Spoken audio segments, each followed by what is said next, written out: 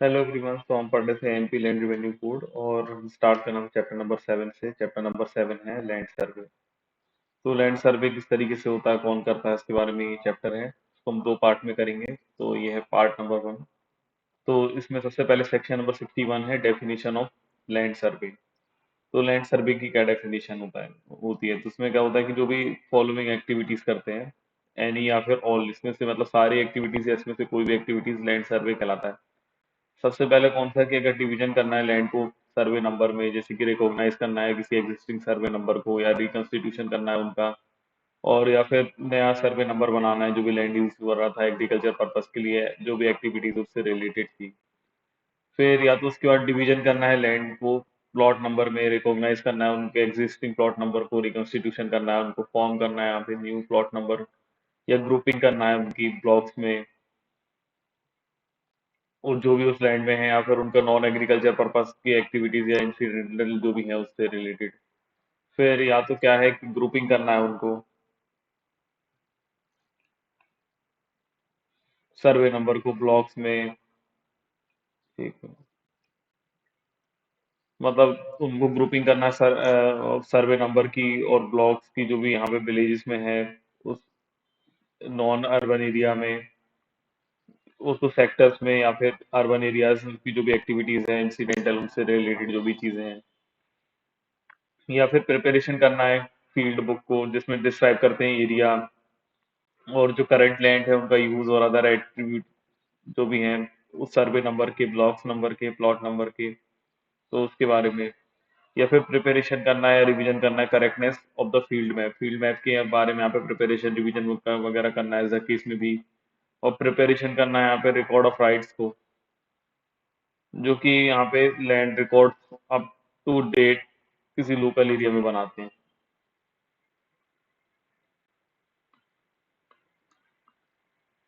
या फिर प्रिपरेशन करना है एनी अदर रिकॉर्ड जो भी प्रिस्क्राइब किए गए हैं।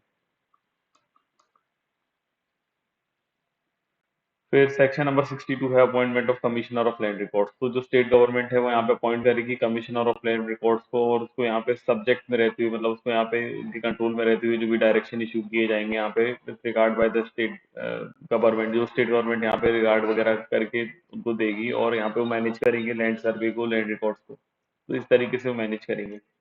फिर साथ ही साथ सेक्शन 63 है, तो अपॉइंटमेंट होता है यहाँ पे अपने ऊपर कमिश्नर ऑफ लैंड रिकॉर्ड्स को देखा, यहाँ पे additional commissioner of land records, और उनकी पावर्स एंड ड्यूटीज भी बताएंगे। तो यहाँ पे स्टेट गवर्नमेंट जो है यहाँ पे अपॉइंट कर सकती है एक या उससे ज्यादा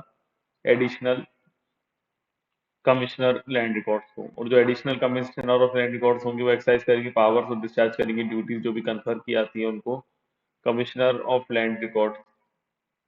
मतलब जो भी कन्फर या इम्पोज की आती है कमिश्नर लैंड रिकॉर्ड्स पे, इस कोड में या फिर रूल जो भी बनाए जाते हैं इसके अंदर, जो भी केस या क्लास ऑफ केसेस में है, जैसा कि स्टेट गवर्नमेंट या फिर कमिश्नर ऑफ लैंड रिकॉर्ड जो है वो डायरेक्ट करते हैं। और जब भी एक्सरसाइज कर रहे हैं पावर्स और डिस्चार्ज कर रहे हैं ये ड्यूटीज, तो एडिशनल कमिश्नर जो होंगे लैंड रिकॉर्ड्स के, उनको भी यहाँ पे ऐसा माना जाएगा shall be deem to have been appointed, मतलब उनको भी ऐसा माना जाएगा कि अपॉइंट किया गया है as a commissioner land records. और जो भी पर्पसेस हैं इस रूल्स के लिए और जो भी बनाए गए हैं, तो मतलब क्या होता है कि 62 हमें बताता है कि यहाँ पे commissioner of land records, commissioner land records बनाया जाएगा। ठीक है, और वो कौन अपॉइंट करता है, स्टेट गवर्नमेंट। फिर 63 बताता है कि अपॉइंटमेंट की आती है एडिशनल कमिश्नर्स की भी, जो भी लैंड रिकॉर्ड्स के रहते हैं, और उनकी पावर्स और ड्यूटीज के बारे में बताया हुआ है। तो उनको भी कौन अपॉइंट करता है, स्टेट गवर्नमेंट। तो ये भी वही वाले पावर से इंजॉय करते हैं और डिस्चार्ज करते हैं वही ड्यूटीज जो भी यहाँ पे इम्पोज की आती है कमिश्नर लैंड रिकॉर्ड्स को। जो भी रूल्स वगैरह बनाए जाते हैं किसी भी केसेस या क्लास ऑफ केसेस के लिए स्टेट गवर्नमेंट के द्वारा। और जो कमिश्नर लैंड रिकॉर्ड्स हैं जब भी वो एक्सरसाइज करे पावर्स, तो वो यहाँ पे डिस्चार्ज करेंगे वो ड्यूटीज जो भी यहाँ पे एडिशनल, जैसा कि यहाँ पे एडिशनल कमिश्नर लैंड रिकॉर्ड्स को भी अपॉइंट किया हो as a commissioner of land records की तरह, इस कोड में या किसी भी रूल जो भी बनाए गए हैं उनके अंडर।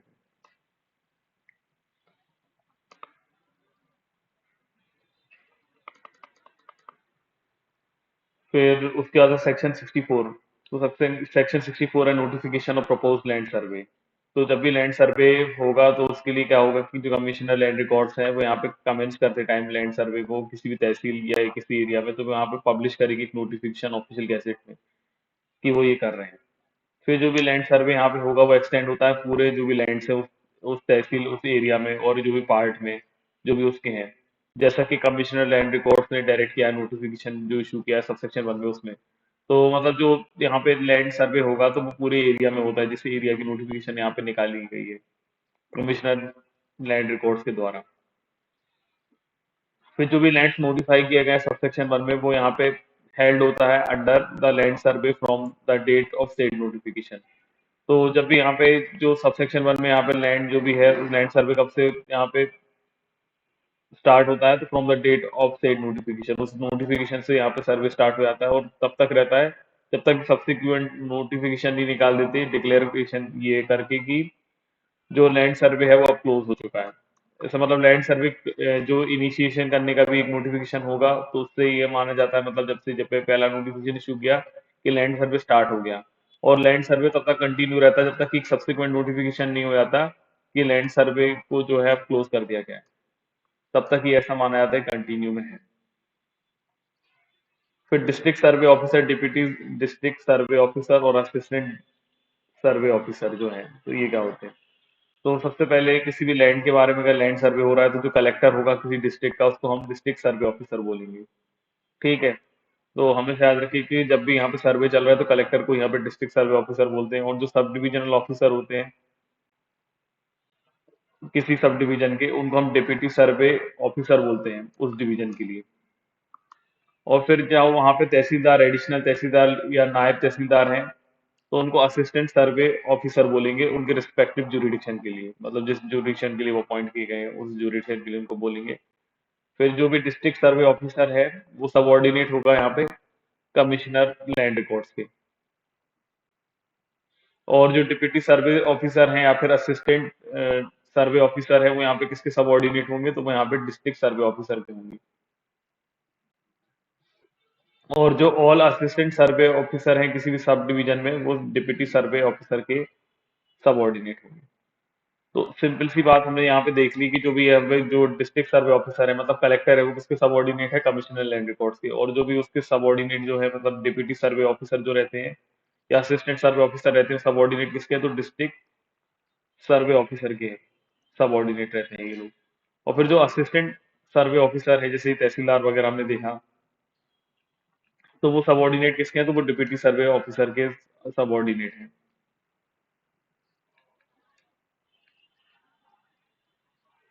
इस तरीके से हम समझ सकते हैं। फिर सेक्शन नंबर 66 है यहाँ पे power of district survey officer, deputy survey officer, assistant survey officer. तो अगर हम किसी भी लैंड की बात करें यहाँ पे under land survey power of collector जो भी है सब डिविजनल ऑफिसर है और तहसीलदार है इस कोर्ट में, वो बेस्ट होती है यहाँ पे डिस्ट्रिक्ट सर्वे ऑफिसर के ऊपर और डिप्टी सर्वे ऑफिसर के ऊपर और असिस्टेंट सर्वे ऑफिसर के ऊपर रेस्पेक्टिवली। तो अगर हम डिस्ट्रिक्ट सर्वे ऑफिसर, डिप्टी सर्वे ऑफिसर या असिस्टेंट सर्वे ऑफिसर की पावर के बारे में बात करें, तो अगर किसी भी लैंड के बारे में हम बात कर रहे हैं लैंड सर्वे में, तो जो पावर है यहाँ पे कलेक्टर की या सब डिविजनल ऑफिसर की या फिर तहसीलदार की, वो यहाँ पे डिस्ट्रिक्ट सॉरी हाँ डिस्ट्रिक्ट सर्वे ऑफिसर के ऊपर वेस्ट होती है, डिप्टी सर्वे ऑफिसर के ऊपर वेस्ट होती है और असिस्टेंट सर्वे ऑफिसर को वेस्ट होती है। मतलब इन सबको ये सारी कलेक्टर की पावर मिल जाती है। और स्टेट गवर्नमेंट जो है वो यहाँ पे इन्वेस्ट कर सकती है डिप्टी सर्वे ऑफिसर को, असिस्टेंट सर्वे ऑफिसर को, या तो ऑल मतलब सारी पावर या फिर कोई एक पावर जो भी डिस्ट्रिक्ट सर्वे ऑफिसर की है इस कोड में। तो स्टेट गवर्नमेंट चाहे तो डिप्टी सर्वे ऑफिसर को भी ये सब पावर दे सकती है।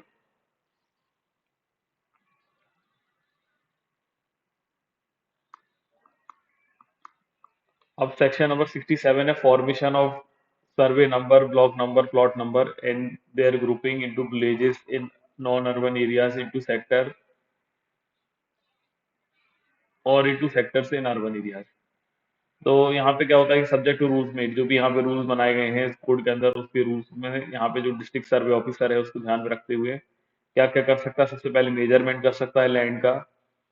जो भी लैंड सर्वे जहाँ पे भी एक्सटेंड होता है कंस्ट्रक्ट कर सकता है उनको नंबर्स में, सच नंबर्स में मतलब, और सर्वे मार्क्स में जो भी उनको नेसेसरी लगता है।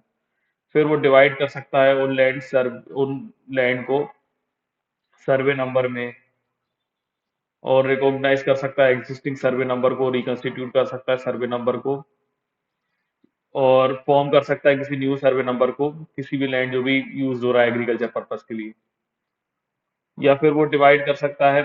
लैंड को ब्लॉक नंबर में, रिकॉग्नाइज कर सकता है किसी एग्जिस्टिंग ब्लॉक नंबर को, रिकंस्टिट्यूट कर सकता है ब्लॉक नंबर को न्यू ब्लॉक नंबर में किसी भी लैंड एरिया में जो भी यूज हो रहा है नॉन एग्रीकल्चर पर्पस के लिए। या वो डिवाइड कर सकता है ब्लॉक को प्लॉट नंबर में, रिकॉग्नाइज कर सकता है किसी एग्जिस्टिंग प्लॉट नंबर को, रिकॉन्स्टिट्यूट कर सकता है किसी प्लॉट नंबर को, और फॉर्म कर सकता है किसी न्यू प्लॉट नंबर को एग्जिस्टिंग जो भी लैंड यूज होता है नॉन एग्रीकल्चर पर्पस के लिए।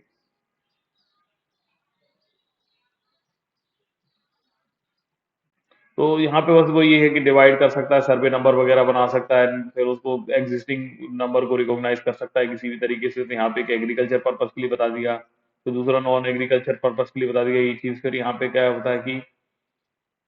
डिवाइड करता है वो यहाँ पे ब्लॉक को, प्लॉट नंबर वगैरह को जो भी यूज हो रहे हैं नॉन एग्रीकल्चर पर्पस के लिए। फिर यहाँ पे ग्रुपिंग कर सकता है सर्वे नंबर को, ब्लॉक नंबर को, किसी भी विलेजेस में, किसी भी नॉन अर्बन एरियाज में, सेक्टर्स में। मतलब यहाँ पे वो ग्रुपिंग कर सकता है कि सर्वे नंबर को, ब्लॉक्स को विलेजेस में, अगर वो नॉन अर्बन एरियाज हैं, और अगर अर्बन एरियाज है तो उनको सेक्टर्स में वो कर सकता है। फिर provided that the plot of any land lying within the boundaries of a layout approved under Madhya Pradesh नगर तथा ग्राम निवेश अधिनियम 1973 shall be deem to be the plot under this code. तो बता रहे हैं कि अगर कोई भी प्लॉट है जिसमें कोई भी बाउंड्रीज वगैरह जो है उनको लेआउट किया गया है, अप्रूव किया गया है अगर मध्य प्रदेश नगर तथा ग्राम निवेश अधिनियम 1973 में, तो उसको ये माना जाएगा कि जो उनको इसके अकॉर्डिंग ही यहाँ पे मतलब डीम माना जाएगा, deem to be the plot under this code, तो उनको इस कोड में भी प्लॉट समझा जाएगा। फिर प्रोवाइडेड फर्दर में दिया हुआ है कि that except as here as provided and subject to the approved development plan of a area, if there any no survey number or plot number shall henceforth be made of an extent less than minimum prescribed। तो क्या होता है कि जब तक अगर यहाँ पे अलग अदरवाइज नहीं बताया हुआ, मतलब जब तक अगर provide that except hereinafter provided subject to the approved development plan of the area, development plan of the area जो भी है उसके अकॉर्डिंग अगर अलग से न बताया होगा, मतलब जब तक अलग से नहीं बताया होगा तब तक क्या होगा कि अगर कोई भी एरिया है, अगर वहाँ पे कोई सर्वे नंबर है या प्लॉट नंबर है, मतलब सॉरी यहाँ पे कोई सर्वे नंबर नहीं है, प्लॉट नंबर नहीं है वहाँ पे, तो जो है जो भी बनाया जाएगा वो एक्सटेंड जो होगा उसका लेस देन नहीं होना चाहिए जो मिनिमम प्रिस्क्राइब्ड है। मतलब मिनिमम नंबर अगर यहाँ पे बता दिए गए हैं तो उस मिनिमम नंबर में ही यहाँ पे उतने नंबर तो कम से कम वहाँ पे उसको देने ही पड़ेंगे, वहाँ पे प्लॉट नंबर, सर्वे नंबर वगैरह। अगर वहाँ पे अगर डेवलपमेंट प्लान वगैरह में अलग से ना बताया होगा, तो अगर अलग से बताया है मतलब अगर वहाँ पे डेवलपमेंट प्लान वगैरह अगर अलग से बता दिया तो बात अलग है, अगर अलग से नहीं बताया हुआ है तो यहाँ पे जितना दिया हुआ है उससे कम तो हो नहीं सकता। मतलब made of an extent less than the minimum prescribed, तो जितना मिनिमम प्रिस्क्राइब्ड है उससे कम तो नहीं हो सकता। सेक्शन नंबर 69 है पावर टू री नंबर और सब डिवाइड और amalgamate survey number, block number and plot number. तो अब क्या होता है कि जो डिस्ट्रिक्ट सर्वे ऑफिसर है वो क्या कर सकते हैं, यहाँ पे वो किसी भी नंबर को रीनंबर भी कर सकते हैं, सब डिवाइड भी कर सकते हैं, या फिर एमएलगेट मतलब दो नंबरों को मिला भी सकते हैं, सर्वे नंबर को, ब्लॉक नंबर को या प्लॉट नंबर को। तो जो डिस्ट्रिक्ट सर्वे ऑफिसर हैं या तो वो री नंबर कर सकते हैं, सब डिवाइड कर सकते हैं सर्वे नंबर को और वो सब डिवीजन को, ऐसा कि यहाँ पे एज में भी रिक्वायर्ड जो भी हैं, और एमएलगेट कर सकते हैं एक या उससे ज्यादा सर्वे नंबर को सिंगल सर्वे नंबर में with a view of acquisition of rights, जो एक्विजिशन ऑफ राइट्स है किसी भी लैंड के या अदर रीजंस के कारण।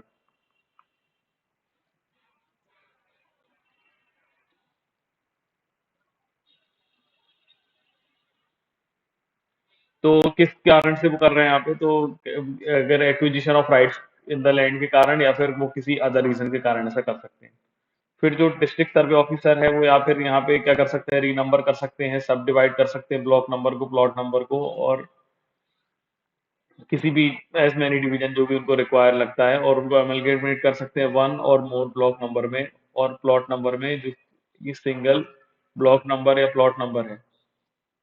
In the view of acquisition of rights, तो वो एक्विजिशन ऑफ राइट्स वगैरह किसी भी लैंड और अदर रीजंस में जो बता सकते हैं।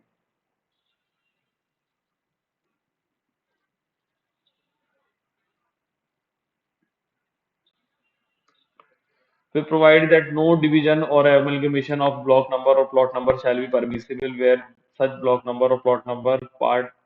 और sorry or any part falls there of boundaries layout approved by the Madhya Pradesh नगर तथा ग्राम निवेश अधिनियम 1973। तो सिंपल सी बात यहाँ पे ये बता दी गई कि जब जो भी तरीके की जो डिवीजन वगैरह वो कर सकते थे वहां पे, अब यहाँ पे कोई भी डिवीजन वगैरह एमलगमेशन किसी भी ब्लॉक नंबर का, प्लॉट नंबर का नहीं परमिसिबल होगा, अगर जो ब्लॉक नंबर या प्लॉट नंबर वगैरह जो है वो फॉल्स किसी ऐसी बाउंड्री में करते हैं जो कि अप्रूव की गई है मध्य प्रदेश नगर तथा ग्राम निवेश अधिनियम 1973 में, जो कि एक्ट नंबर 23 है 1973 का। फिर जो भी डिवीजन है यहाँ पे और अमेलगमेशन सर्वे नंबर का, ब्लॉक नंबर का और प्लॉट नंबर का जो भी असेसमेंट हुआ है वो अकॉर्डेंस होना चाहिए रूल जो भी इस कोड में बनाए गए हैं। और जो डिस्ट्रिक्ट सर्वे ऑफिसर है वो यहाँ पे मॉडिफाई कर सकते हैं, ब्लॉक नंबर को रिमूव कर सकते हैं एक और दो प्लॉट नंबर को, ब्लॉक को, और ऐड कर सकते हैं वन और मोर प्लॉट नंबर को जो भी एडजॉइनिंग ब्लॉक के हैं।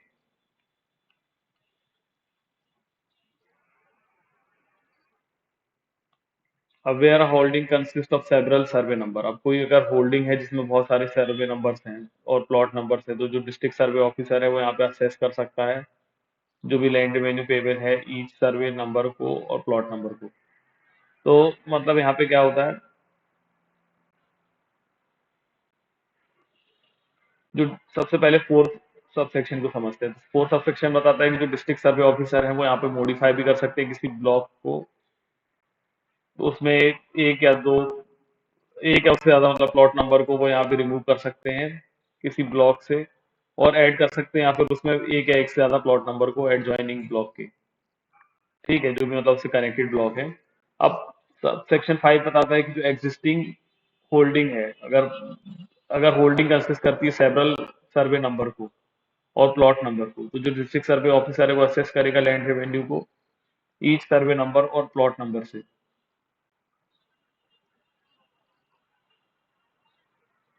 मतलब अभी यहाँ पे अगर होल्डिंग है जो कंसिस्ट करती है सेवरल सर्वे नंबर, मतलब बहुत सारे सर्वे नंबर है किसी होल्डिंग में, प्लॉट नंबर है, तो जो डिस्ट्रिक्ट सर्वे ऑफिसर है वो असेस करेगा लैंड रेवेन्यू पेबल जो होता है, मतलब लैंड रेवेन्यू कितना पेबल किया जाएगा ईच सर्वे नंबर या प्लॉट नंबर के अकॉर्डिंग। ठीक है, फिर when ever survey number, block number or plot number जो है उनको अगर री नंबर किया गया है, तो डिस्ट्रिक्ट सर्वे ऑफिसर जो है वो करेक्ट एंट्रीज बनाएगा इन ऑल रिकॉर्ड्स जो भी प्रिपेयर और मेंटेन किए गए हैं इस कोड के अंदर। तो यहाँ पे मतलब जितने भी सर्वे number, block number, plot number वगैरह हैं, अगर उनके री नंबर किया गया है तो जो उसके बाद करेक्ट एंट्रीज वगैरह जो भी है रिकॉर्ड्स में वो प्रिपेयर की जाएगी, मेंटेन की जाएगी इस कोड के अंदर। फिर entry of survey number, block number, plot number and there subdivision in land record. तो जो भी यहाँ पे एरिया है, असेसमेंट है किसी भी सर्वे नंबर का, प्लॉट नंबर का और उनके सब डिवीजन के ब्लॉक में, उनको यहाँ पे एंटर किया जाएगा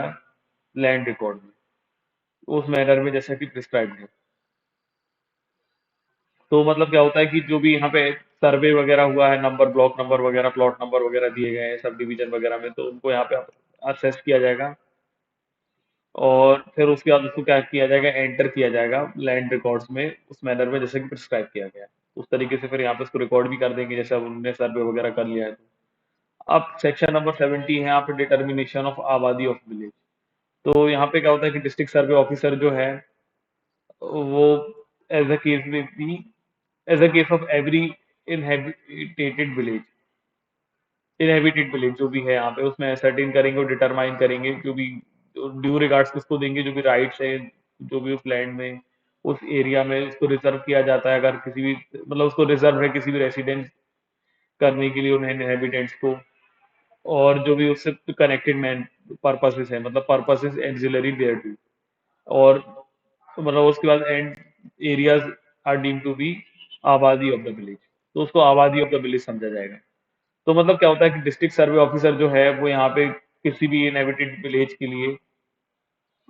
एसरटेन करते हैं और डिटरमाइन करते हैं उसमें जो भी राइट्स है लैंड में जितने भी लोगों का, और उसके लिए जो भी रिजर्व किया गया है रेसिडेंस करने के लिए इनहेबिटेंट्स को, और जो भी उससे रिलेटेड पर्पसेस है, मतलब रेसिडेंस से रिलेटेड जो भी पर्पसेस हैं उससे रिलेटेड जो भी चीजें हैं उसको अगर बनाया गया है तो उसको यहाँ पे डीम टू बी आबादी ऑफ विलेज मानते हैं कि वो आबादी ऑफ विलेज के लिए बनाया गया है, उस एरिया को इस तरीके से मानते हैं।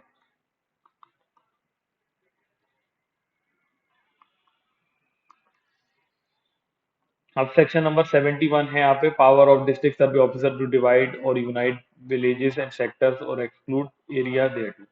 तो अब जो डिस्ट्रिक्ट सर्वे ऑफिसर है वो यहाँ पे डिवाइड कर सकता है किसी विलेज को जो कि कंस्टिट्यूट करते हैं टू या मोर विलेजेस, और या फिर मतलब उनको यूनाइट कर सकता है टू और मोर विलेजेस को, एंड कंस्टिट्यूट कर सकता है वन विलेज। तो यहाँ पे डिस्ट्रिक्ट सर्वे ऑफिसर सबसे पहले क्या कर सकता है, विलेजेस को डिवाइड कर सकता है दो या उससे ज्यादा विलेजेस में, या फिर दो या उससे ज्यादा विलेजेस है तो उनको यूनाइट कर सकता है और वो एक विलेज बना सकता है, या फिर उनकी लिमिट्स जो है उनको एल्टर कर सकता है, मतलब चेंज कर सकता है उनकी लिमिट्स में, जो भी विलेज है वहां पे इंक्लूड हुए हैं उस एरिया में, किसी भी विनी सिटी में, और या फिर एक्सक्लूड कर सकता है किसी भी एरिया को जो भी कंप्राइज्ड होता है वहां पे, in accordance with the rules made thereunder. और वो करना चाहता है तो किसके अकॉर्डिंग करेगा, तो जो भी रूल्स यहाँ पे बनाए गए हैं उसके अकॉर्डिंग वो यहाँ पे करेगा। फिर जो डिस्ट्रिक्ट सर्वे ऑफिसर है वो यहाँ पे डिवाइड कर सकता है सेक्टर्स को, और कंस्टिट्यूट कर सकता है यहाँ पे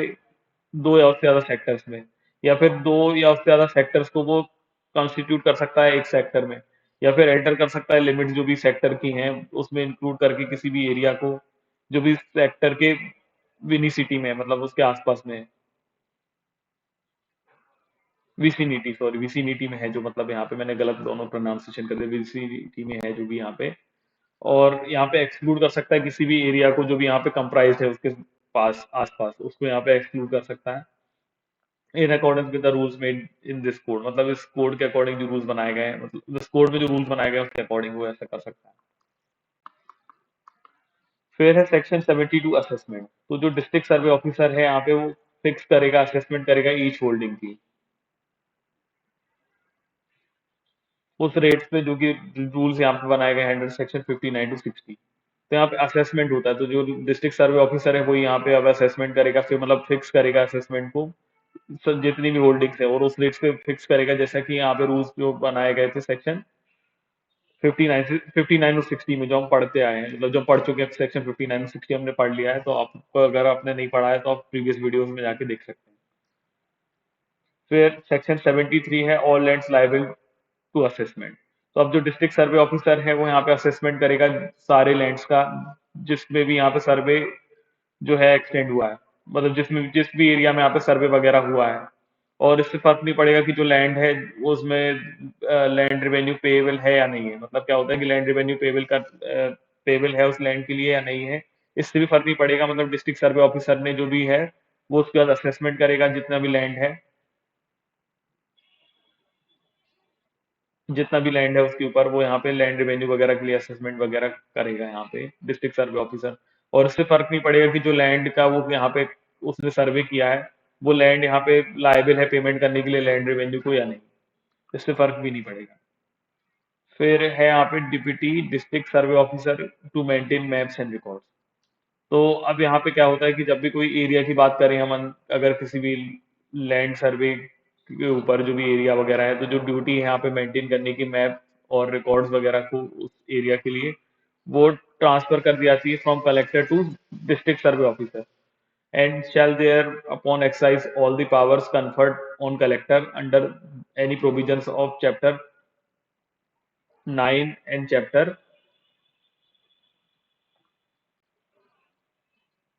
18। तो चैप्टर 9 एंड चैप्टर 18 की सारी पावर्स यहाँ पे आ जाएंगी। मतलब यहाँ पे क्या होता है कि ड्यूटी यहाँ पे डिस्ट्रिक्ट सर्वे ऑफिसर की कि वो यहाँ पे मैप और रिकॉर्ड्स वगैरह को बनाएगा। तो यहाँ पे क्या होता है कि जब भी इस तरीके से उसने अगर किसी भी एरिया में सर्वे वगैरह किया है, लैंड सर्वे वगैरह, और उसके रिकॉर्ड्स वगैरह बनाए हैं, तो उसकी जो मैप और रिकॉर्ड वगैरह जो है उनको बनाने की जो पावर है कलेक्टर से उसके पास आ जाती है। और